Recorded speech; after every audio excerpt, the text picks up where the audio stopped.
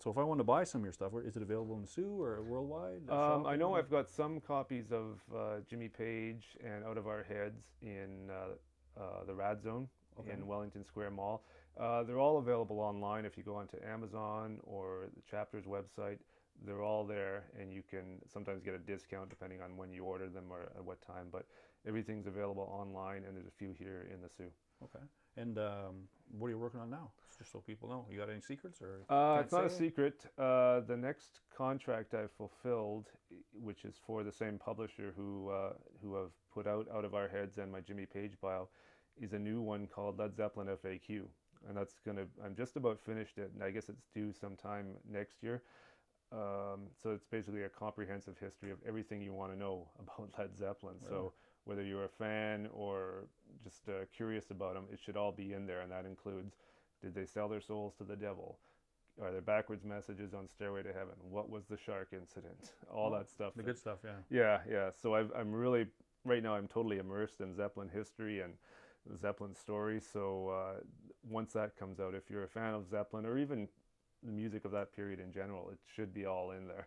That's cool. And then, are you anything ahead of that you know of yet, or When anything? I was just in New York and I was talking to one of the editors there who said, "How about something else about general music?" And the same thing we were talking about just recently about, how often can you hear a song before you don't hear it anymore, Yeah. and what kind of things make us hear songs one way at one time and then the next time it doesn't mean anything. Like, do you hear songs too much or do you hear songs not enough? Just what do we hear when we listen? What sort of emotional baggage are we bringing to that every time we sit down and put on a record on or hear something on the radio? How do we as listeners interpret songs? So that's kind of a more general one, just about what music does to individual personalities and what we do to music.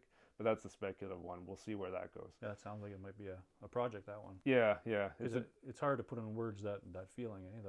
Yeah, It's hard to explain. When we talk about it, we understand, we nod, and yes, we know it. yeah. But for someone who never went through that, it's very difficult to explain that to somebody. It is. Well, think of all the people who like they'll see a concert by someone and go Freebird. I mean, I've heard Freebird a million times, and a lot of times if it's on the radio, I'll just say forget it. But in the Yeah, right moment, you think, yeah, Freebird, that says it all. Like yeah, that's what I want to of hear. course, yeah. So, and that's the thing.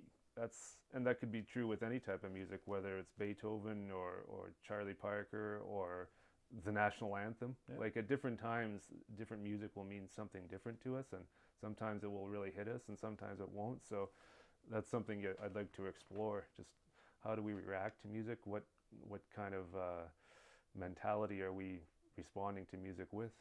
cool.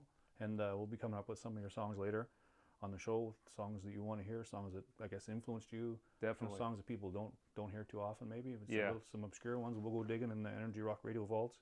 We'll illegally download any song you ever wanted to hear. And thanks, George. Thanks for the interview, man. Hey, We'll right on, talk to man. you later. Good to be here.